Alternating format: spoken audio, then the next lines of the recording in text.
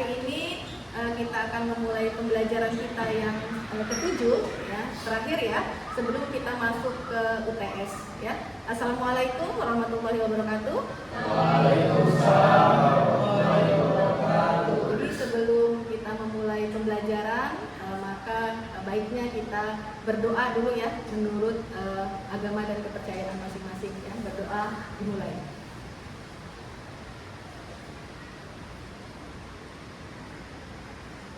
Berdoa selesai. Ya.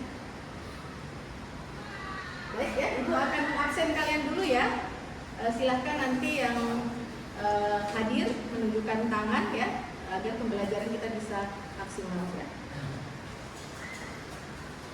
Eduardo,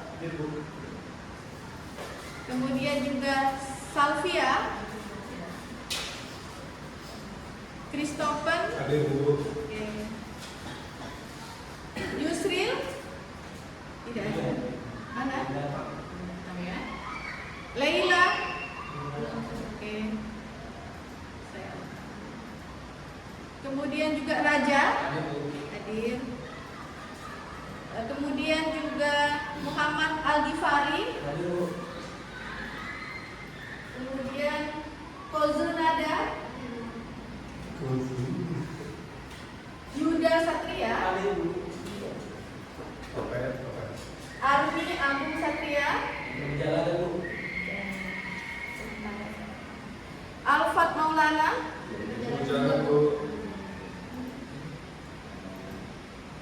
M. Rafi Hamdani, sama ya. Albert Muhammad Ihsan,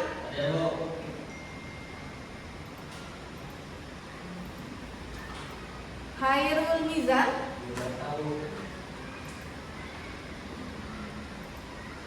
Fadil Rifki Makarim, Rizky Nanda Pratama, Naufal Zakwan, ada Naufal? Jalan seperti itu. Oke ya. Julie Rosinski, izin ya. Muhammad Anas, kemudian Gebi Kristiani Subakti.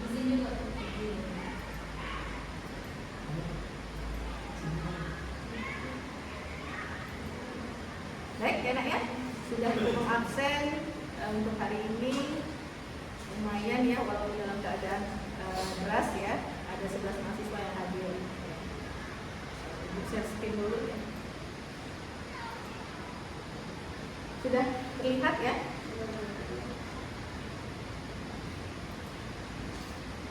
Oke. Ini adalah pembelajaran kita hari ini ya. Dampak indoor air quality ya, sebelum kita masuk UTS.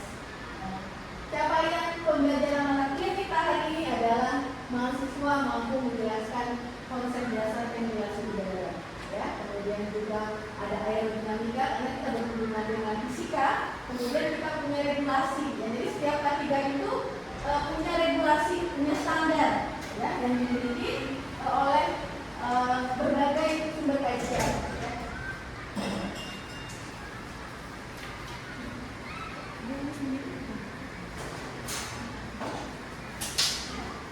Kemudian yang kedua adalah mahasiswa mampu memahami sistem ventilasi. Ya.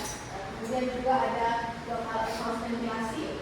Kemudian yang ketiga capaian kita adalah mampu menjelaskan parameter kualitas udara dalam ruangan. Ya. Sumbernya misalnya pencemaran, kemudian juga dampak dan metode pengukurannya. Ya, jadi ini yang harus kalian pahami untuk dampak dari indoor air quality. Ini adalah bahan kajian kita. Jadi 4 yang akan kita bahas hari ini. Yang pertama adalah ship building syndrome. Ya. Sekarang saya tanya nih, apa sih ship building syndrome? Pernah nggak dengar? Ya, siapa? Silakan tunjuk tangannya jika ingin menjawabnya. Ship building syndrome. Pernah dengar ke SBS? Ya, silakan. Ship building syndrome itu adalah sebuah kondisi di mana penghuni gedung itu mengalami kumpulan gejala penyakit dan ketidaknyamanan bagus ya. Memang itu adalah sick building syndrome. Jadi sick building syndrome ini adalah kumpulan gejala kesehatan ya. Jadi gejala-gejalanya saja ya, belum termasuk definisi ya, belum termasuk dari sampai kepada dikatakan akut dan kronis ya, untuk dari sick building syndrome ya. Kemudian juga kita lihat lagi bahwa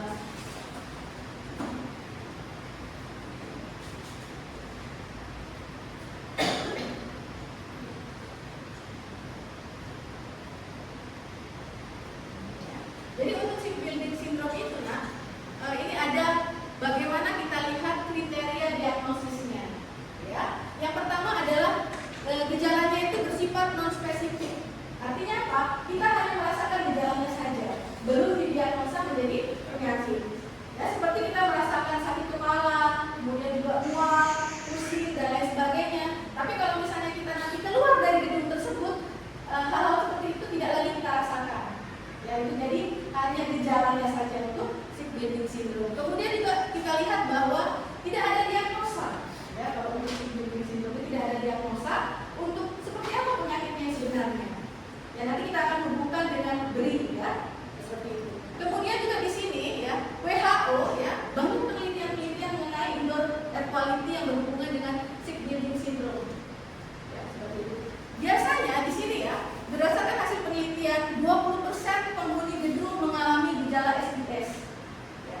Seperti apa penghuni gedung yang mengalami gejala SBS? Ketika gedung itu baru kita tempati. Ya, banyak paparan-paparan pestisida, kemudian juga jamur dan lain sebagainya. Atau ketika kita datang pada gedung yang sudah tua, sudah lama ya, sudah lama kita biasanya merasakan itu ya. Jadi itu beberapa penelitian ya. Kemudian juga WHO sejak tahun 1984 itu sudah mendeskripsikan apa itu sick building syndrome karena banyak ya kejadian-kejadian yang terkait dengan SBS. Tapi intinya gejalanya itu akan hilang kalau kita sudah keluar dari gedung. Ya, seperti itu. Ya. Kemudian juga di sini adalah gejala sick building syndrome ya. Ada 4 gejalanya. Ya. Saluran pernapasan, kemudian juga sistem saraf otak ya, kita rasakan, kemudian juga mata dan kulit sampai kepada gejala sistemik. Ya, seperti itu. Bisa dijelaskan saluran pernapasan seperti apa? Silakan. Silakan dijelaskan, ada yang bisa. Untuk saluran pernapasan bagaimana mendeskripsikan? Ya. Gejala umumnya Bu? Ya. Pertama itu batuk, bersin, baru juga hidung tersumbat, baru juga sesak napas Bu. Ya, itu untuk saluran pernapasan. Ya, jadi kalau kita berhubungan dengan saluran pernapasan, maka kita akan merasa hidung kita tersumbat. Ya, karena banyak paparan-paparan pestisida, ya, kemudian juga formaldehyde, ya, CO, CO2, sehingga hidung kita akan bereaksi. Ya, jadi tubuh kita itu sebenarnya selalu bereaksi terhadap paparan-paparan. Ya, baik paparan yang bersifat dari luar maupun dari dalam. Dan kemudian yang kedua, ya, ini yang kedua adalah sistem saraf otak. Ya. Ada yang mau memberikan informasi bagaimana sick building syndrome untuk saraf otak? Silakan. Ibu sudah memberikan. Pasti sering kalian rasakan, ya, bagaimana ketika kita mengalami gejala sick building syndrome berhubungan dengan saraf dan otak. Silakan. Apa yang dirasakan? Paling umum itu sakit kepala. Sakit kepala. Ya. Yang lainnya ada lagi? Ayo. Silakan. Disebabkan kurangnya oksigen, kualitas udara buruk atau kelelahan dalam perkembangan tersebut. Betul. Kalau misalnya kita berhubungan dengan tadi, kalau saluran pernapasan itu maka kita akan mengalami sesak napas, ya, berhubungan dengan tenggorokan. Kalau kita berhubungan dengan sistem saraf otak, ya maka kita akan berhubungan ketika kita terpapar sick building syndrome itu, yang pertama yang kita rasakan adalah mengantuk, ya. Nanti kita bicara masalah CO ya. Bagaimana sih ketika paparan udara ya yang menjadi rendah, maka akan berhubungan sekali dengan konsentrasi. Ya, seperti sekarang ini cuaca kita yang kelembabannya tinggi ya dingin ya, kalau rasakan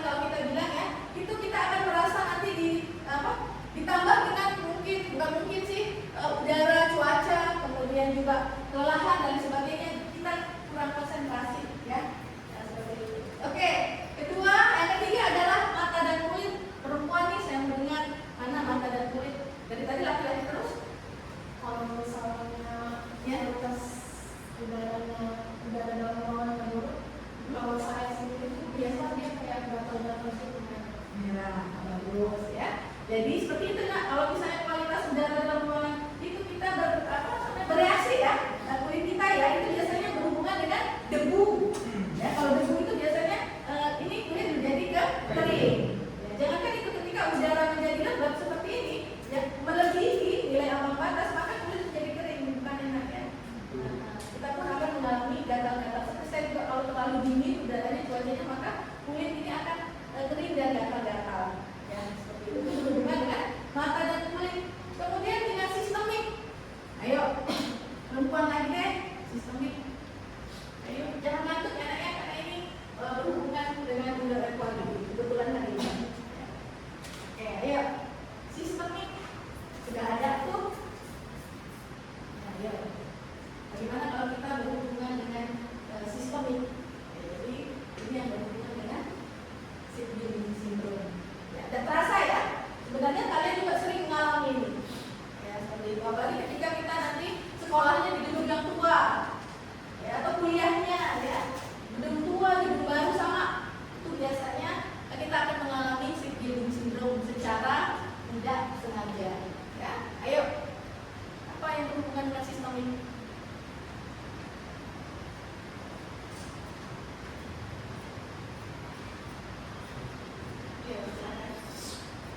Yang sering kita rasakan adalah demam.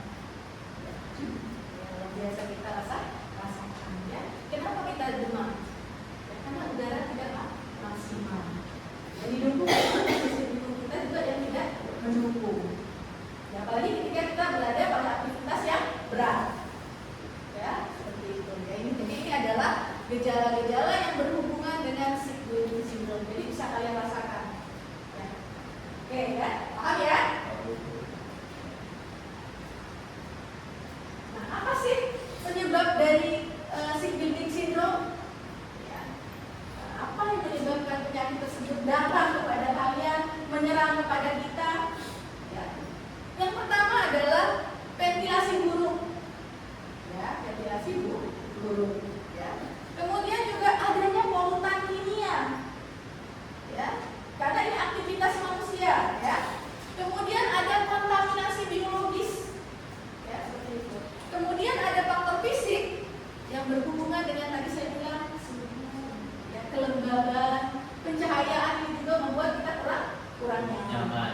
Ya. Oke, sekarang saya mau tanya, ventilasi yang buruk faktor penyebab SBS. Ayo, seperti apa ventilasi yang buruk? Sebenarnya SBS ini ya bukan hanya kita di lingkungan industri ya, tapi di rumah kita pun sebenarnya kita harus menjaga sanitasi loh, ya. Terkait dengan SBS. Silakan. Yang pertama. Biasanya kurangnya pasokan udara segar. Biasanya kurangnya pasokan udara segar. Boleh. Ruangan terasa panas dan pengap, Bu. Gimana? Ruangan terasa panas dan pengap. Boleh. Ruangan itu berhubungan dengan ventilasi. Oke, ada lagi? Ventilasinya juga dibersihkan. Misalnya dalam ruangan itu kan ada exhaust fan kan. Iya. Itu nggak dibersihkan, jadi dia duduknya numpuk. Ya. Jadi nggak bekerja dengan baik. Betul sekali. Ya, semuanya benar. Ya. Ketika kita berhubungan dengan ventilasi yang buruk, ya, kemudian juga kita berhubungan dengan AC, ya, dan lain sebagainya, maka kita harus perlu ada sanitasi. Itulah pentingnya sanitasi. Ya, jadi segala yang berada di dalam ruangan, barang-barang sudah harus dibersihkan. Ya, jadi jangan hanya memakai saja. Oh, berarti sedang memakai tapi tidak dibersihkan. Ya, seperti kita lihat ketika sistem kita pelihara, kita punya AC di rumah tapi nggak pernah dibersihkan. Ya, akan terjadi apa? Lancar. Ya, jadi misalnya kelembaban, dia akan bocor. Nah, kemudian juga tersumbat seperti tadi tidak dibersihkan exhaust-nya, ya, kotor dan lain sebagainya, sehingga udara tidak nyaman. Ya, seperti itu. Ya, jadi kemudian itu lihat aliran udara ya. Jadi aliran udara segar itu maksimalnya adalah kurang lebih 10 liter per sekon per orang. ASRE yang bilang. Sebenarnya regulasi banyak Kak, bukan hanya ASRE saja, tetapi juga kita punya Kemmenaker, ya, undang-undang, ya, peraturan-peraturan lain banyak, WHO, ISO dan lain sebagainya. Tergantung nanti kita yang akan. Kalau penelitian itu biasanya kita nanti yang akan memberikan standarnya. Ya, jadi kita adakan penelitian, kemudian juga kita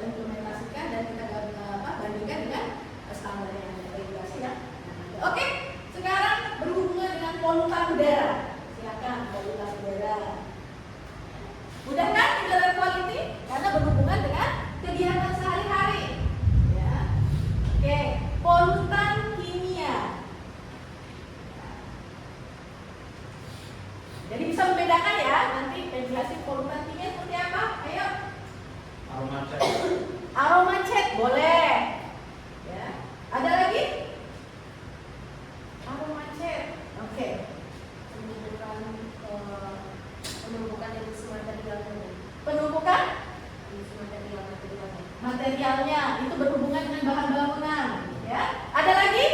Bisa jadi dari asap rokok. Iya, itu aktivitas penghuninya. Ya, jadi komplit ya. Berarti polutan kimia itu banyak ya. Ya, hati-hati anak, jangan merokok di dalam rumah ya. Astagfirullah. Bukan itu. Maksud ibu, walaupun kalian tidak merokok, tapi siapa tahu nanti orang tua atau siapa orang-orang lainnya, kadang kita juga kedatangan tamu dan lain-lain. Jadi mohon maaf Pak, jangan sampai nanti merokok di dalam rumah ya. Tapi dengan apa namanya etika yang baik, ya seperti itu. Jadi ini sudah dilihat polutan kimia. Sumbernya apa? Cat, dinding cat rumah kan, terus juga bangunan itu sering kita ganti-ganti. Apalagi kalau lebaran, pada baru semua ya. Karpet semua ya kan? Kalau nggak lebaran nggak dicuci. Iya, ya, sama saya juga ya. Kemudian juga yang kita lihat formaldehyde dari bahan bangunan. Kita menggunakan bahan bangunan. Kalau dulu kita menggunakan ingat nggak ada apa atap rumah? Asbes. Ya. Sekarang sudah dilarang ya, nggak boleh menggunakan asbes. Kecuali ada kecualinya. Kalau memang nanti bisa direkomendasikan dan lain sebagainya, ataupun mungkin asbes nanti ada apa namanya produk-produk baru yang memang bisa bisa kita menggunakan asbes tapi dengan batas tertentu ya seperti itu ya. Oke ya. Kemudian juga ya sama tadi ya cek furnitur baru ketika lebaran ya aromanya beda ya. Nah, ya. Kemudian juga bahan bangunan yang kita gunakan ya. Kemudian juga CO dari pembakaran seperti kalian bilang, bukan pembakaran aja, bukan dari aroma asap rokok aja ya. Ketika kita memasak di dapur ada aktivitas memasak, itu juga akan menyumbang CO dan CO2 ya. Kemudian yang ketiga kontaminasi biologis. Ayo silakan kalian, apa kontaminasi? Ya silakan. Pelembaban udara dalam ruangan yang terlalu tinggi, Bu. Ya, kelembaban udara. Ada lagi penyebabnya? Black mold. Ya boleh. Black apa? Black mold jamur. Black mold. Ya, tahu nggak itu di mana black mold jamur itu? Biasa di kayak lembab gitu. Iya ya, di apa namanya di plafon. Ya. Plafon itu ketika misalnya basah kan bocor nih atapnya basah, kemudian dia akan ada jamur, ya. Kemudian bakteri sehingga masih menghitam, itulah dibilang black, hitam, ya. Pernah ya? Jadi apalagi untuk apa namanya dinding-dindingnya itu biasanya ketika kita mengalami kebocoran dan sebagainya ya, plafon yang lembab dan sebagainya. Kemudian juga di sini yang terakhir ya, jadi itu kontaminasi faktor fisik ya, sudah kita singgung ya bahwa suhu ruang yang tidak nyaman itu 18 derajat Celcius atau besar dari 28 derajat Celcius. Ya, jadi baca ya pengacaranya ya. Kelembaban yang rendah ya kurang dari 30% atau tinggi dari 60% sudah bahaya. Jadi artinya apa? Harus sedang-sedang saja ya. Ya, pencahayaan sudah ya. Jadi kalau pencahayaan ruang ini di mana nih? Bikin ngantuk. Ya, ya. Ada lagi? Pencahayaan bikin ngantuk, Bu. Karena apa? Terlalu gelap. Terasa ya? Belajarnya kurang maksimal ya. Maksimal udara tidak fokus. Jadi kita tidur. Ya, ini jadi paham ya? Ini penyebab dari sick building syndrome. Ya. Ini sebenarnya sederhana materi kita, tapi Ibu harapkan ada sedikit implementasi nanti di rumah. Ya, merokok di rumah itu. Bersihkan, ya, jangan Betul. masuk ke dalam Itu kotak. poin. Bersihkan exhaust fan-nya, bersihkan AC-nya. AC-nya. Iya. Jadi jangan hanya apa namanya pemerintah sama orang tua aja ya, bantu ya kebersihannya ya. Ya, Tuh. ya. Nah, kita punya selain SDS, kita punya BRI. Oh, BRI apa nak? Bang hari ini. Ya, itu paham ya, kalau BRI itu Bank Rakyat Indonesia. Tapi kalau di sini bukan BRI itu. BUMD.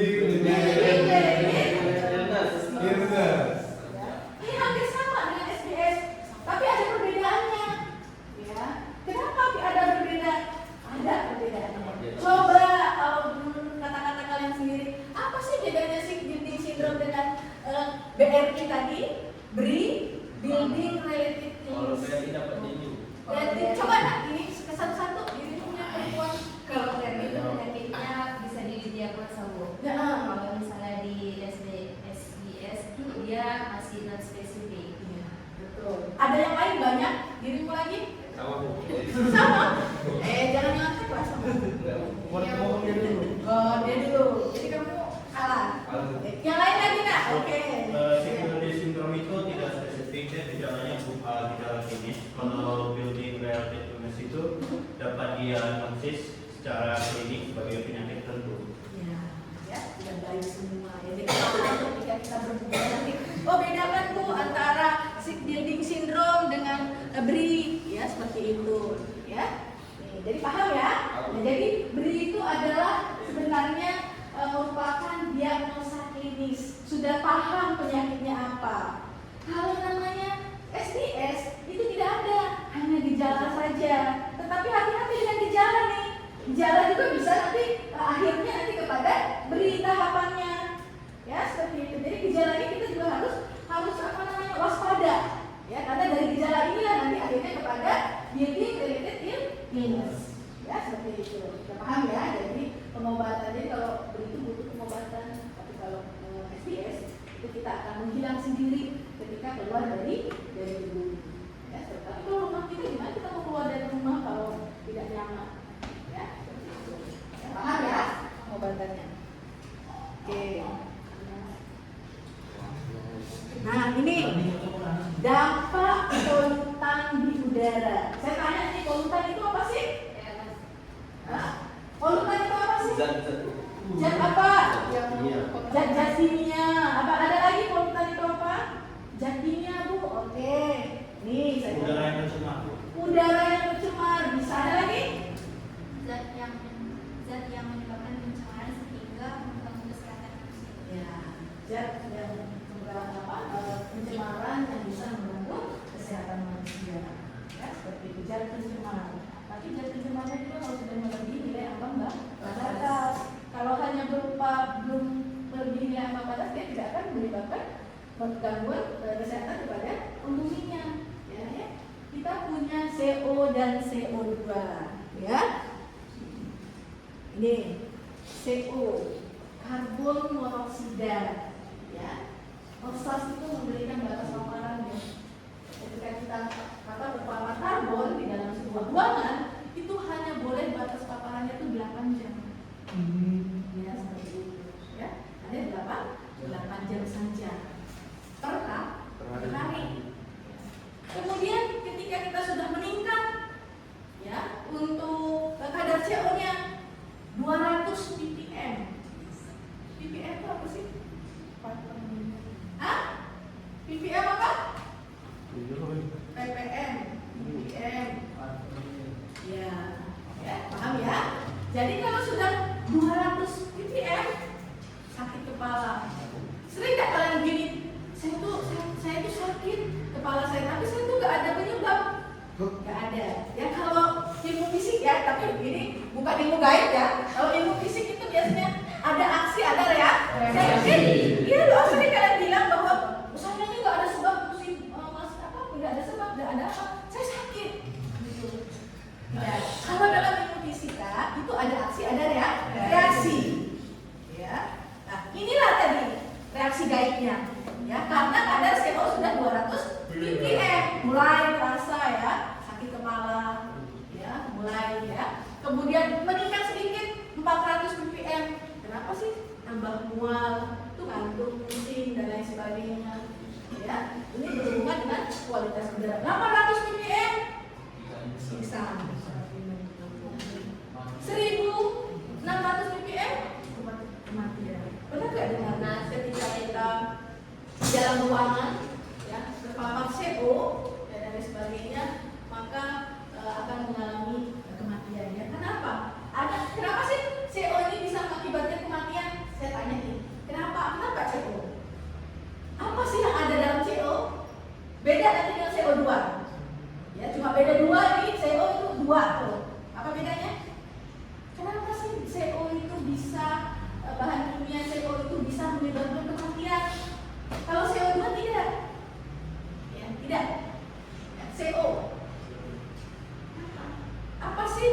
Ya, makanya silakan. Karena gas CO itu mengganggu pengangkutan oksigen dalam darah. Iya, betul sekali. Kenapa? CO itu dia akan mengikat oksigen di dalam darah.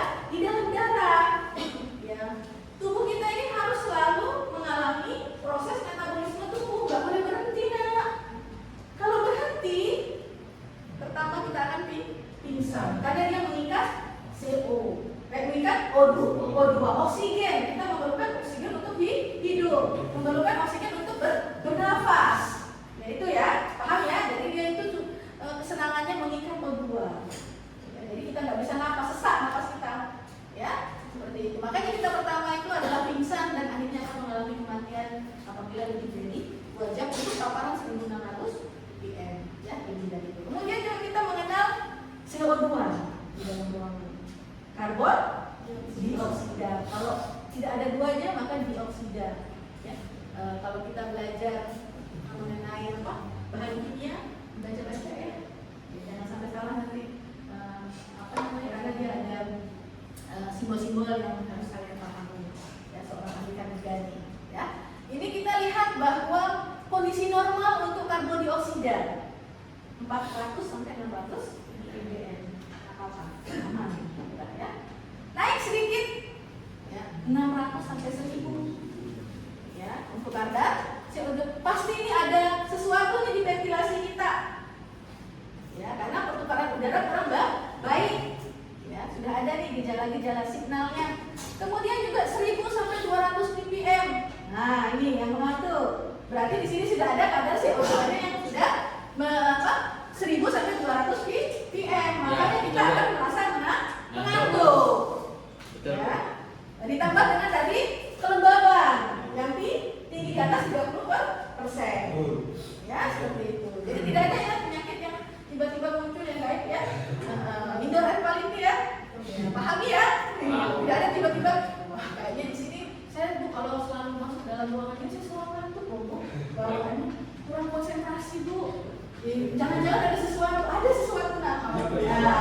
Apa? Karbon dioksida. Nah, itulah sebenarnya ya, karbon dioksida ya. Kemudian kita lihat lagi ketika meningkat lagi nih kadar CO2-nya 2000 sampai 5000 ppm. Ya, sakit kepala. Sering kita lelah sekali. Sering. Ada orang merasakan itu? Sering. Ya, sering Bu. Apalagi mau pulang kerja Bu dari kampus jauh Bu. Ya, itu sakit kepala 2000 sampai 5000 ppm. Tambah lagi ke 5000 ppm, tingkat lagi ya. Saya tanya, dari mana sih CO2 ini nak asalnya kalau di dalam ruangan? Tadi saya kembali lagi, dari mana CO2? Hembusan napas. Ada lagi? CO2 nak dari mana? Dari AC. Ada lagi? CO2 dari mana? Sumber alami aktivitas manusia, Bu. Sumber alami aktivitas manusia. Kalau di dalam ruangan aktivitas apa yang kita lakukan? Bernafas. AC, Pernapasan manusia. pernapasan kalian. Kalian itu inginnya menghirup udara segar, mengeluarkan udara ya. Menghirup apa? O2, mengeluarkan CO2. Nah, dari kalian juga ini. Dan di dalam ruangan kalian juga penyumbang CO2.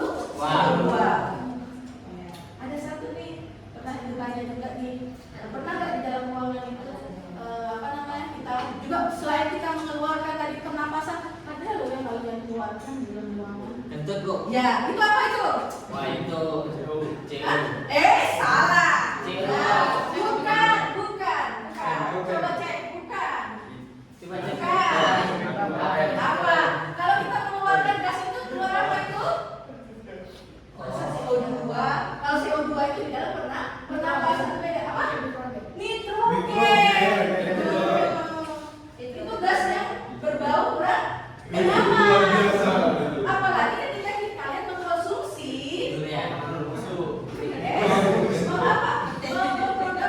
mengkonsumsi apa? Makanan yang mengandung protein tinggi. Jengkol.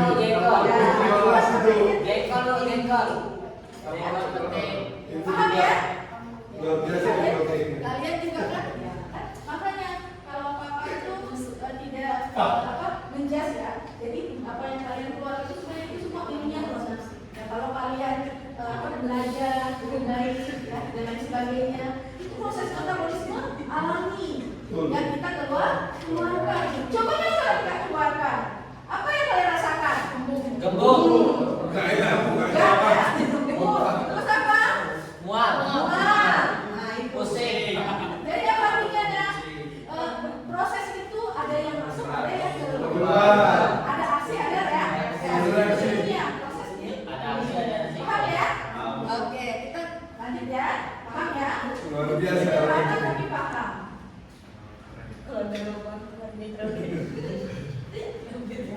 Sudah bentuknya dalam apa? Ya, ya. Iya, Ya, bisa semua. kritik gitu. Senang. Senang ya.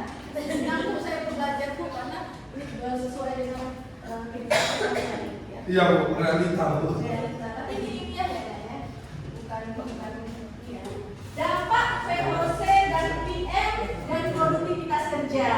Ya, kita balik lagi ke industri, balik lagi kepada tenaga kerja, kembali lagi ke dunia industri. Ya, walaupun belum dipersiapkan ke dunia industri. Dampak VOC, PM dan produktivitas kerja. Ya, jadi bagaimana sih dampaknya indoor air quality itu? Ya, kayak seperti itu. Kok bisa sih menurunkan produktivitas kerja? Ya, banyak penelitian mengenai indoor air quality yang dihubungkan dengan produktivitas kerja. Nah, ya, seperti itu.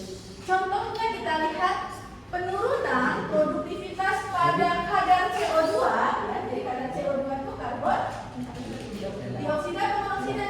Dioksida. Ya. Nah, ini. Jadi penurunan dari produktivitas kerja. Studinya di Harvard. Jadi kalian cobalah kalian tuh studinya jangan ini di Batam aja deh penurunan produktivitas kerja.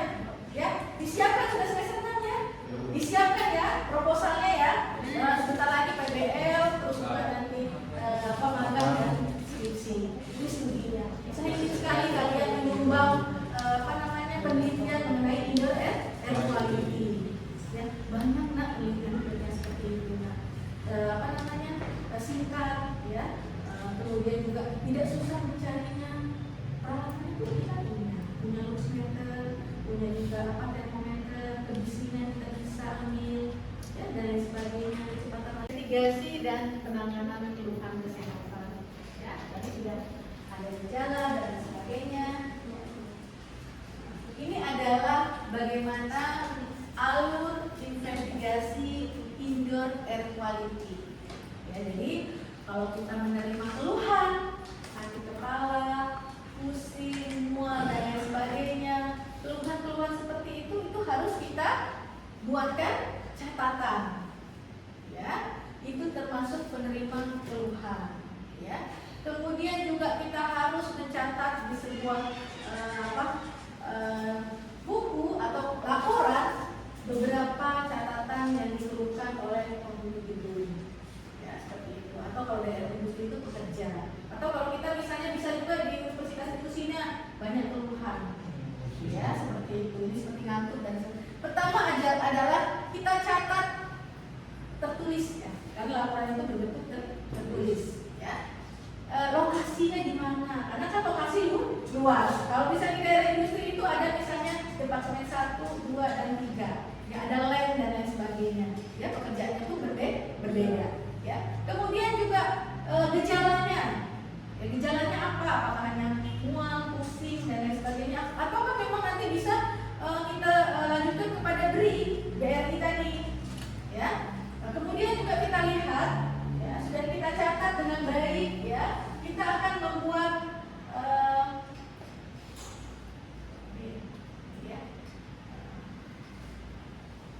sudah menerima. Jadi kalau kita menerima keluhan-keluhan itu tidak langsung percaya ya kan? Ya, kita harus inspeksi dulu. Ya, ketika misalnya di gedung A terjadi misalnya keluhan banyak pusing, mual dan lain sebagainya, kita akan lihat gedung tersebut. Ya, apa yang kita lihat?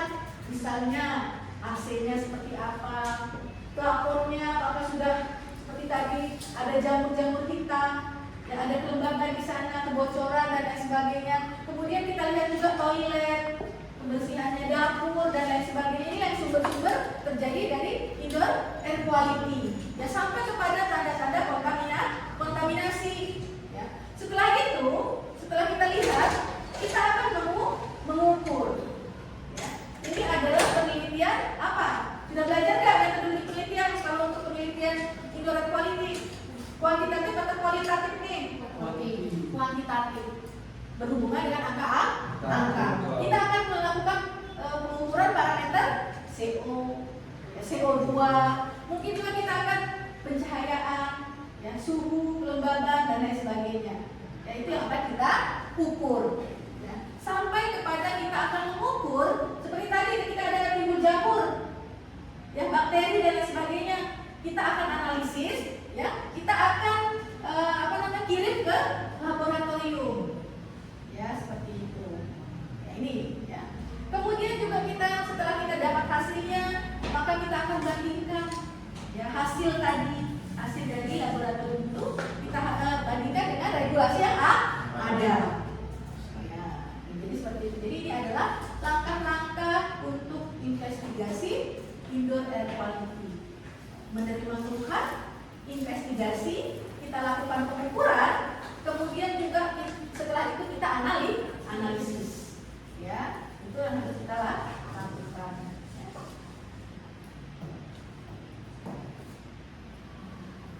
Apa tindak lanjut dan prosedur yang akan kita lakukan?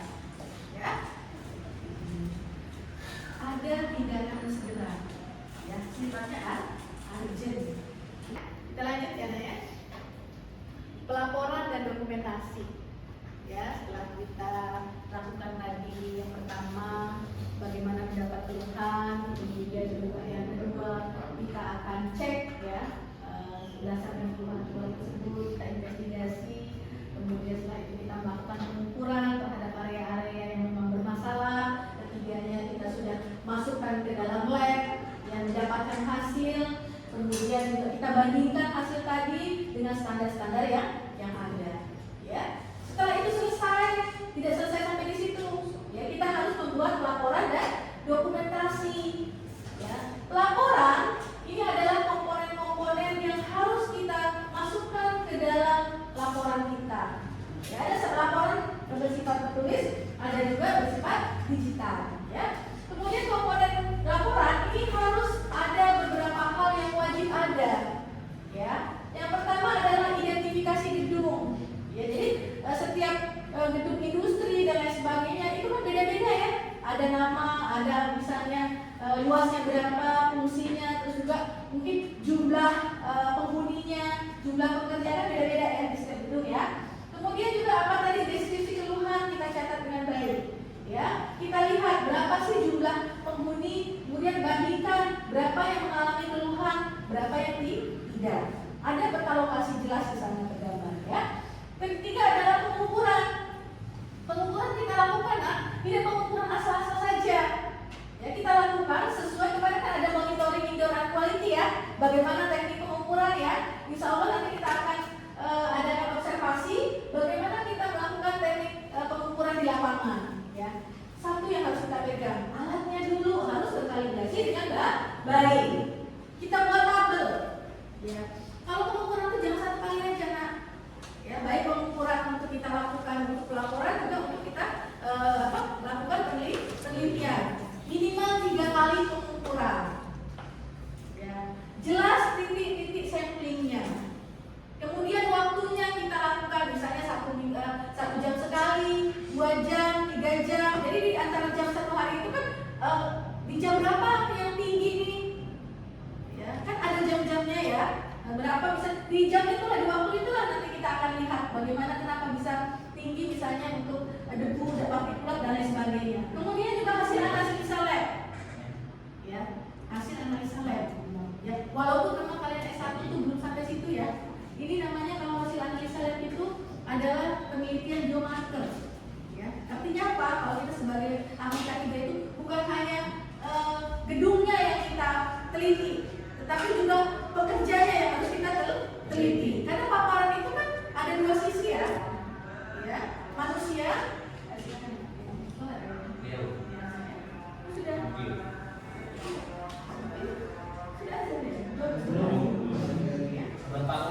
Oh iya. Kemudian juga kita lihat juga ada analisa lab. Biasanya biomarker ya. Kalau kita lihat biasanya orang banyak pengecekan itu melalui gedung. Ya. Jadi kita jelas, penyakitnya apa? Yang tadi berhubungan dengan benih. Ya. Kemudian atau kita ada pengecekan darah. Ya. Pengecekan saliva. Ya. Kita ada paparan-paparan terhadap tubuh pekerja. Ya. Kemudian juga setelah itu ada kesimpulan. Ya, identifikasi sumber, kemudian kita bandingkan dengan kesesuaian NAD. Kemudian kita lihat statusnya apa sih? SBS atau ya, jadi kita harus bisa membandingkan. Itu akan menarik kesimpulan. Rekomendasi bagaimana kita prioritaskan, ada timeline tadi, mana sih yang urgent, mana yang akan kita buat nanti misalnya 1 bulan sekali dan lain sebagainya. Itu ya. Terakhir adalah lampiran. Ya, jadi ada foto, sertifikat kalibrasi alat, ya, lampiran formulir dan lain sebagainya. Regulasi banyak regulasi. Tapi kalau kita mau melakukan penelitian cukup satu aja regulasinya ya, yang kita ambil ya. Apakah Permenkes, ataukah ASREC, ataukah WHO, ataukah ISO, satu saja.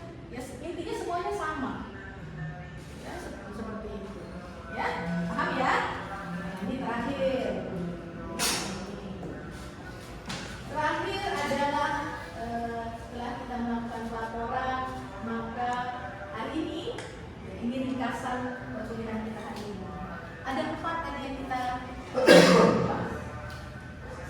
ini kan ya, bukan ya, seat bimbing situ, SBS. Terus yang belakang boleh deh kasih komentar dampak polutan di udara. Apa dampak polutan di udara? Apa dampaknya? Terima kasih banyak untuk pertemuan hari ini. Ya, kalian sudah paham mengenai bagaimana dampak polutan di indoor air quality ya. Mudah-mudahan nanti kalian bisa mengimplementasikannya di rumah ya, ataupun ketika nanti kalian berada di lingkungan industri ya. Itu saja dari saya untuk pertemuan hari ini. Kita akhiri dengan hamdalah, alhamdulillah.